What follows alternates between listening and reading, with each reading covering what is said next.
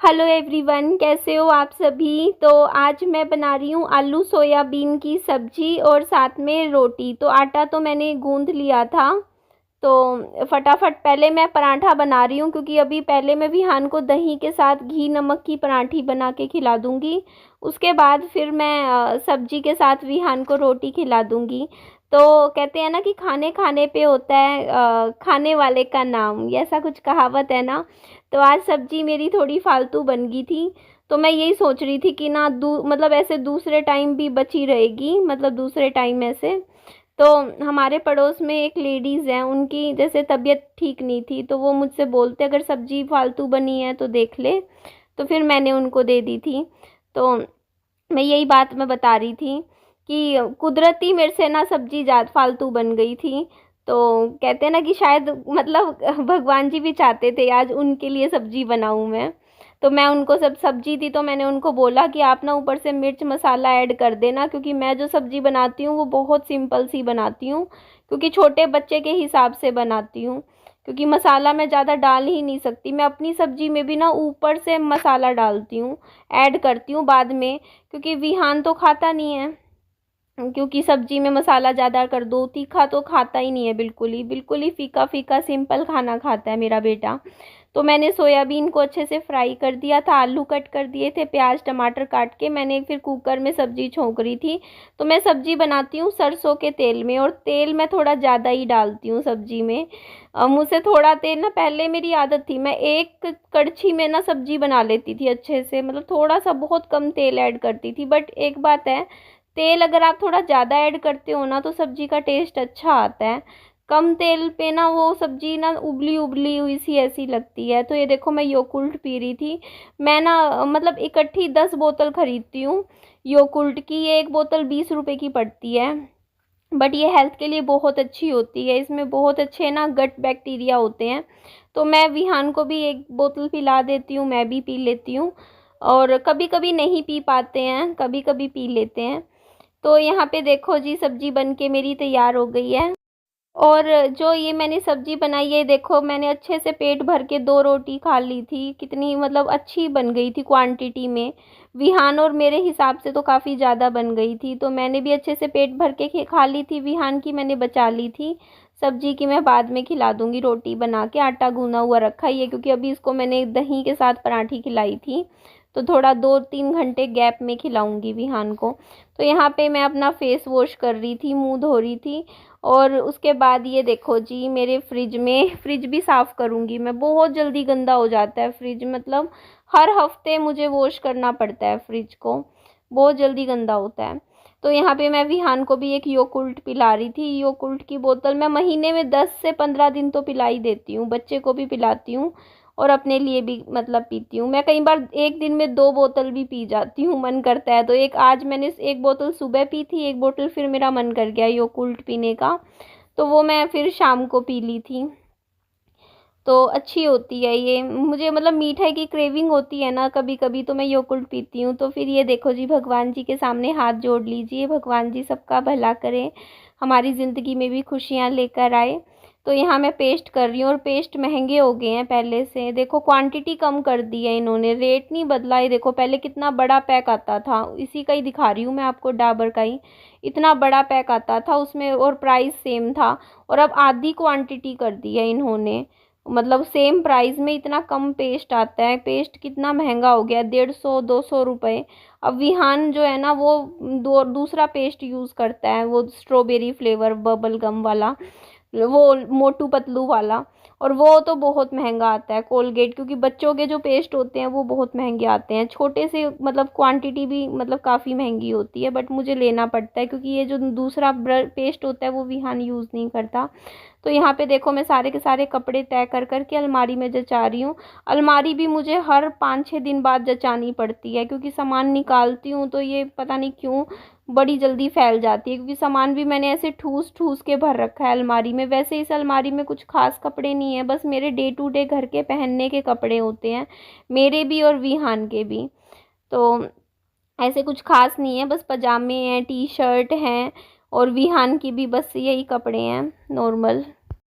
अच्छा, कल भी मेरे पास ना एक कमेंट आया था, उन्होंने बोला कि हमने ना शादी के रिश्ते के लिए इंस्टाग्राम पे आपको मैसेज किए हैं। तो मैं आपको बताऊं, मेरा मोबाइल फ़ोन ना ख़राब हो गया है, उसका टच ख़राब हो गया है, टच काम नहीं कर रहा।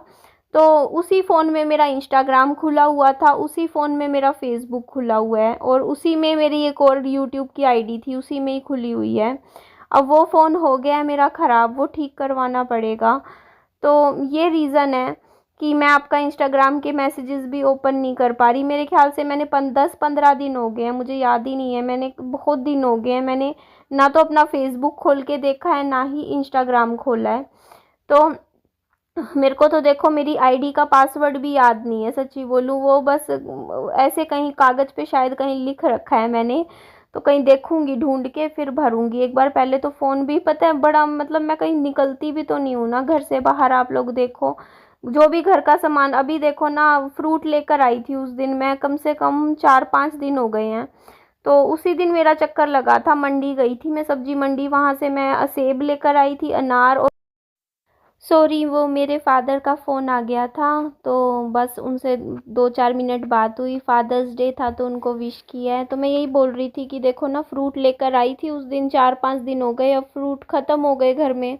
अब मेरे लिए मुसीबत बना हुआ है। अभी पापा जी यहाँ हिसार में रहते थे तो उनको बोल देती थी, वो ले आते थे, मैं पैसे दे देती थी, ले आते थे। तो लाने ले जाने वाला काम मेरा छूटा हुआ था, मंडी नहीं जाना पड़ रहा था मुझे काफ़ी टाइम से, 1 महीने से करीब, क्योंकि वो तो जाते ही थे बाज़ार की साइड, उनका तो चक्कर है ही, घूमते हैं। तो वो ले आया करते थे। पर अब मुझे खुद को ऐसा हो रहा है, मुझे लाना पड़ेगा। ब्लिंकिट से मैं इतने महंगे नहीं खरीद सकती, पता है, ब्लिंकिट पे फ्रूट डबल रेट के मिलते हैं मंडी में, मतलब अब मैं 45 रुपए के मैंने 4 केले मंगवाए थे, छोटे छोटे से, बताओ, ब्लिंकिट से, और मतलब हमारे 60 रुपए के दर्जन तो मिल ही जाते हैं केले, अगर मैं वहाँ मंडी से खरीदूँ। तो वही है, 250 रुपये का, मतलब ऐसे रेट है, 250, हाँ, 200-250 रुपये के अनार मिल जाते हैं, 250 रुपये अनार। तो अब पता नहीं यहाँ कितने का मिले, ज़्यादा ही मिलता है देखो। तो फल फ्रूट सब्जियाँ ये सब लेने का मन नहीं करता मेरा ब्लिंकिट से, वो मेरा मन करता है मैं मंडी जाऊँ, चाहे 4-5 दिन का इकट्ठा ले आऊँ, तो वहाँ से ही मुझे सही लगता है। तो यहाँ पे मैं दिखा रही थी आपको, बस किताब पढ़ रही थी मैं, ये चरित्रहीन नाम से ये बुक है। शुरू में अच्छी नहीं लग रही थी, मतलब, लेकिन अब अच्छी लगने लग गई। जैसे जैसे हम पढ़ते हैं ना, शुरू के 100 पेज में, मतलब क्लासिक बुक्स जो होती हैं ना, वो ऐसी ही होती हैं, स्टार्टिंग में इंटरेस्ट नहीं बनता पढ़ने का। शुरू के 100 पेज तो ऐसे लगता है कि बस नहीं पढ़ा जा रहा, लेकिन धीरे धीरे जब हम पढ़ते रहते हैं ना बुक, तो फिर बाद में बहुत अच्छे से इंटरेस्ट बन जाता है किताब में। ये मैंने काफ़ी सारी हिंदी की जो क्लासिक बुक है ना, मैंने पढ़ी है, तो उनमें मैंने यही चीज़ देखी है कि बुक ना छोड़नी नहीं चाहिए कभी भी। अगर आपको स्टार्टिंग में इंटरेस्ट नहीं भी आ रहा है पढ़ने का, फिर भी उसको पढ़ते रहो। कई बार ऐसा होता है कि 100-150 पेज के बाद वो बुक, आगे की बुक अच्छी लगने लग जाती है। शुरू में थोड़ी स्लो चलती है, बाद में स्पीड पकड़ लेती है किताब। तो वही ये बुक पढ़ रही थी। तो यहाँ देखो, बालों में कंघी रोज करती हूँ मैं। तो यहाँ हेयर वॉश भी करने हैं मेरे को, आज आज करना था, कल करूँगी, अब मैं, ऐसे ही रह जाता है। और ये देखो, इस कमरे में ज़्यादा आजकल हम टाइम स्पेंड करते हैं, क्योंकि ये जो रूम है ना मेरा, यहाँ टीवी भी है, और टीवी तो देखो मेरे ये इस कमरे में भी लगा हुआ है और आगे भी लगा हुआ है। तो टीवी मैंने इस रूम में सही लगा हुआ है, क्योंकि यहाँ बैठ के ना रात को भी टीवी, हाँ, टीवी इसी कमरे में देखता है, यहाँ पंखे के नीचे हम बैठे रहते हैं। और ये सामान ना मेरे को दूसरे घर में शिफ्ट करना है, ये जो बेड पे फालतू रखा हुआ है, तो ये मैंने एक कोने में बस रख रखा है, बाकी जो जगह है वहाँ हम और विहान बैठ जाते हैं। तो ये कपड़े वपड़े हैं, इनको मैं थोड़ा तय कर लेती हूँ। और शादी की बात मैं बताऊँ ना, अभी आप लोग सोचोगे कि देखो इतने साल हो चुके हैं कि निधि शादी क्यों नहीं कर रही, क्यों नहीं शादी कर रही। तो देखो, मैंने कभी ऐसे दिमाग में ये चीज़ तो मैंने नहीं लाई कि नहीं करनी, लेकिन ना धीरे धीरे, जैसे जैसे कहते हैं ना कि उम्र जाती रहती है, तो शादी इतनी बड़ी चीज़ लगती नहीं है, ऐसा लगता नहीं है कि शादी के बिना ज़िंदगी अधूरी है इस तरीके से।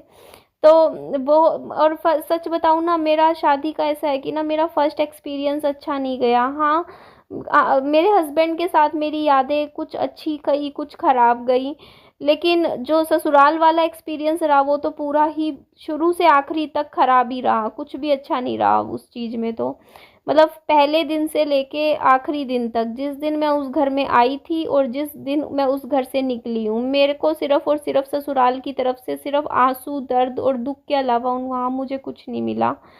तो वही बात मैं बता रही हूँ, मेरा एक्सपीरियंस तो भाई ससुराल वाली साइड का तो मेरा कुछ भी अच्छा नहीं है।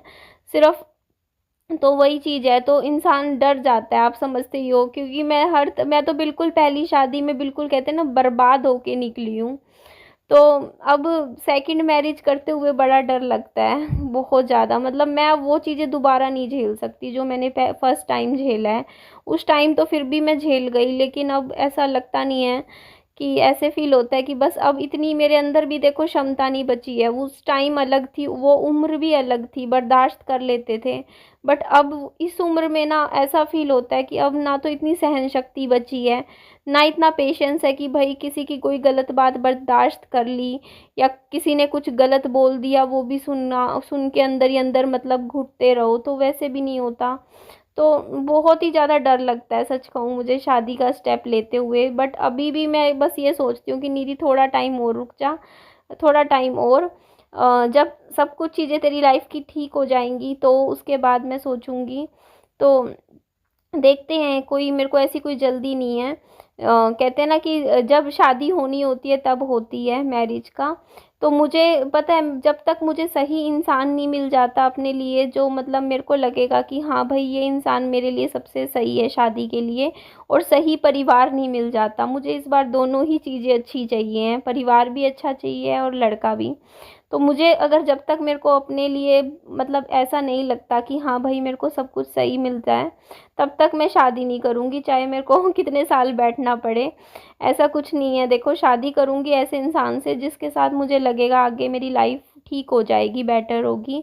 और ये चीज़ ना मेरे को देखो पहली शादी में मैंने ये चीज़ ना, कहते हैं ना कितनी समझ लगा लो नहीं होती है, तो उस टाइम बस ये लगता है कि लड़का लड़का हम देखते हैं, लाइफ पार्टनर को देखते हैं सिर्फ कि हाँ लाइफ पार्टनर अच्छा है, मतलब ऐसे वैसे। लेकिन अब इस उम्र में जाके समझ में आता है कि सिर्फ ना फैमिली भी देखी जाती है, कि परिवार कैसा है, जिस घर में आप जा रहे हो शादी करके, वहाँ रहने वाले लोगों की मेंटेलिटी सबसे इम्पोर्टेंट होती है, देखना वहाँ के लोगों की सोच क्या है, वो मतलब किस सोच के मतलब लोग हैं। तो सारी चीज़ें देखनी पड़ती हैं, सिर्फ खाली ऐसे नहीं होता। तो शादी कहते हैं कि मेरी तरफ से मेरा डिसीज़न ये है शादी को लेके, मेरे को कोई जल्दी नहीं है, जब कोई सही इंसान मुझे मिलेगा तो मैं ज़रूर सोचूंगी शादी के बारे में। बाकी आप लोग मेरी वीडियो को लाइक ज़रूर करिएगा, चैनल को सब्सक्राइब ज़रूर करिएगा, और दोस्तों में फ्रेंड्स में शेयर करिएगा। और ये देखो जी, रात होते ही खाना वाना खा के मैं तो घूमने लग जाती हूँ, गली में ही हेडफोन में गाने सुनती रहती हूँ और थोड़ा बहुत घूम लेती हूँ, आधा 40 मिनट।